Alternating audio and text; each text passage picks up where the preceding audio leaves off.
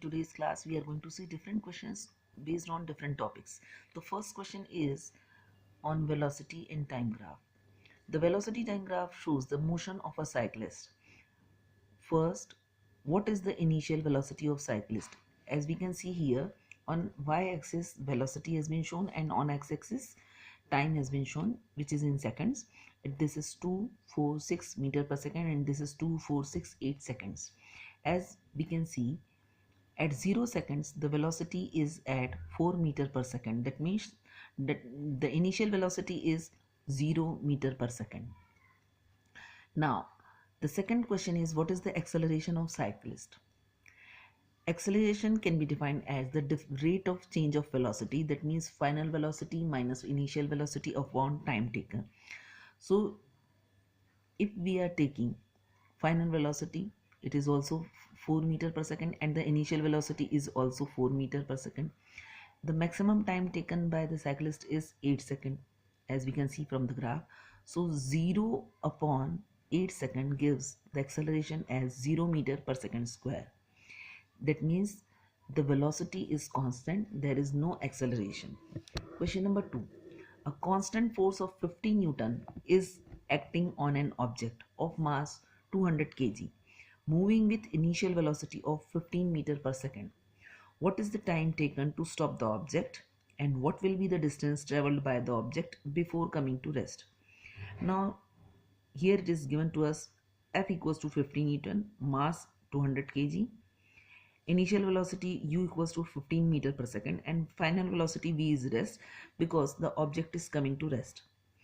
We have to find the time taken and the distance traveled, also acceleration a also. Now by F equals to force equals to mass into acceleration, we can find acceleration equals to force upon mass. So by the given quantities we can write 50 upon 200 or the acceleration as 1 upon 4 meter per second square.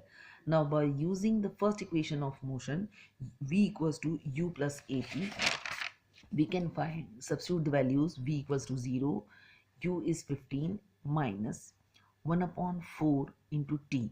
Here the value of a we have taken minus because actually it is retardation, because the object is coming to rest from by the initial velocity 15 meter per second. So by solving it we are getting t equals to 60 seconds. Now for the distance traveled we can use both the formulas, second equation of motion and third also. Here we have used this equation, s equals to ut plus half at square. By substituting the values we are getting 15 into 60 minus 1 upon 2. The value of a we have substituted here negative because it is retardation, into 1 upon 4 into 60 square, which gives the value of s as 450 meter. Here another method or another equation of motion I have used. V square equals to u square plus twice as. So 0 equals to square of 15 minus 2 into 1 upon 4 into s, or again the s is 450 meter. Next question. Calculate the force required to impart to a car a velocity of 30 meter per second in 10 seconds, starting from rest. The mass of the car is 1500 kg. Here mass m equals to 1500 kg, initial velocity u equals to 0 meter per second because the car is starting from rest. Final velocity v equals to 30 meter per second and the time taken for it is 10 seconds. Now acceleration a can be written as v minus u upon t, where v is the final velocity and u is the initial velocity. By substituting the values we are getting a equals to 3 meter per second square. Now with this value of a acceleration we can use F equals to m into a. So force F equals to 1500 into 3, which gives the value of retarding force as 4500 Newton. Next question. A car of 1500 kg mass is decelerated uniformly from a velocity of 15 meter per second to 10 meter per second in 5 seconds by applying brakes. Calculate the initial and final momentum of the car.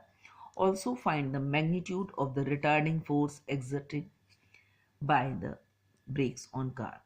Here, by writing all the given values, m mass equals to 1500 kg, initial velocity u equals to 15 meter per second, final velocity v equals to 10 meter per second, and the time taken t equals to 5 seconds. Initial momentum equals to m into u, or 1500 into 15, which gives initial momentum as 22,500 kg into meter per second. Similarly, final momentum m into v equals to 1500 into 10 equals to 15,000 kg meter per second. Now acceleration a equals to v minus u upon t equals to 10 meter per second minus 15 meter per second whole upon 5. So the acceleration that we are getting is minus 1 meter per second square.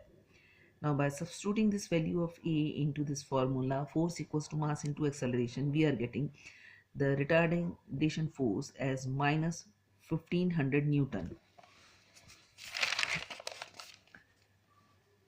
Define momentum, write its SI unit. The momentum of a body is defined as the product of its mass and velocity, or we can write momentum equals to mass into velocity, or small p equals to small m into small v. The SI unit will be kg into meter per second. Next question, an oscillating pendulum bob comes to rest after some time. Why? Now, an oscillating pendulum bob comes to rest after some time because the friction of the point of support of the pendulum and friction of air molecules with the swinging bob changes the mechanical energy of the bob into heat energy. This heat energy goes into the environment and the pendulum bob comes to rest. The last question is, explain the working of jet aeroplanes. Jet aeroplanes work on the principle of action and reaction, that is the third law of motion. The hot gases produced by the rapid burning of fuel rush out of a jet at rear end of the aircraft. Rear end, that means it is the backside of the aircraft at a great speed. The equal and opposite reaction of the backward going gases pushes the aircraft forward at a great speed.